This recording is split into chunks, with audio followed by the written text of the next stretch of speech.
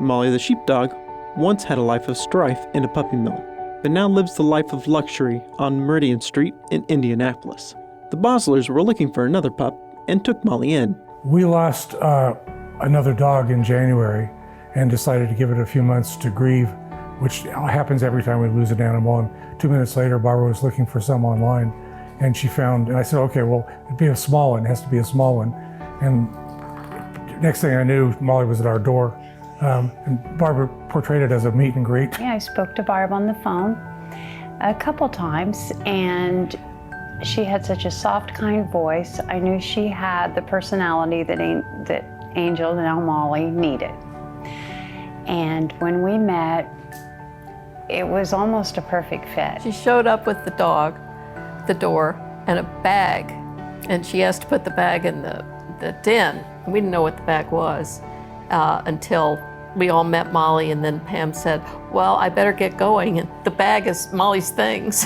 They're in the den. She seemed comfortable here. She liked their dog. And she was so, at our home, she was so frantic, pacing back and forth. And she was pretty chill. She was pretty accepting. The problem with Molly became in the first 3 days that Molly didn't know where her body was in space, and so she would just kind of almost knock us over. She didn't jump or anything, she would just bump us, and going up and down the stairs, and we thought, oh God, this is not gonna work, you know. And she was also, the first 3 days, they kind of lose their house training a little, and then we put her in the car and she threw up. I mean, it was just like, and then I called Pam, I said, we're drowning here, what can we do? I immediately told Barb, we need Nathan, the indie dog whisperer, because Nathan constantly amazes me. So a lot of times with fearful dogs, there's some typical kind of stereotypical myths involved, like if we just say, baby, you're good, you're safe. If we say things in that way, that will help them understand, but it never works that way, right?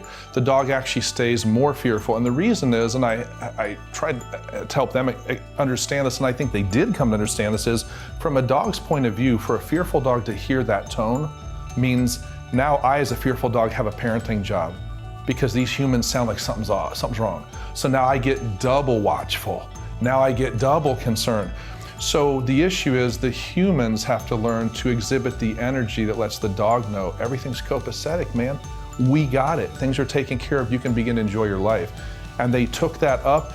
You know, they said within a half hour, they were doing it. Now with the knowledge in place, the Boslers and Molly have made themselves right at home. She is so comfortable that she and her housemate Daisy get into some daily hijinks. She's a riot. She's really funny. She and Daisy run up and down the stairs, and they love these French doors that look out on Meridian, and they'll lie there and just kind of comment on the passing people. You know, some they bark at, some they let go, but that's kind of, and she really enjoys that because she's within the safety of the house. We started out by keeping both dogs in the kitchen, where we have cats as well, when we would leave, because you never knew what a new dog was going to do out in the house.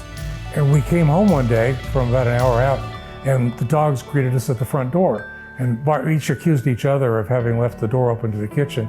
And we went out the next day, and it was about 20 minutes, and the dogs greeted us at the front door. And we had both checked to make sure the doors were closed.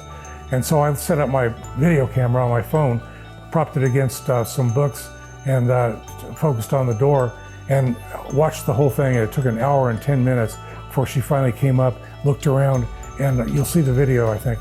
And just she uses her big paws to turn the knob, and here's it unlatch and just pushes it open. And you'll see her run out, then you see Daisy run out after her. And on a bad day, the cats are out there too. It's like one flew over the cuckoo's nest or something like that. Molly went from rags to living her best life on Meridian Street. For Grateful Rescue TV, I'm Adam Byers-Dunn.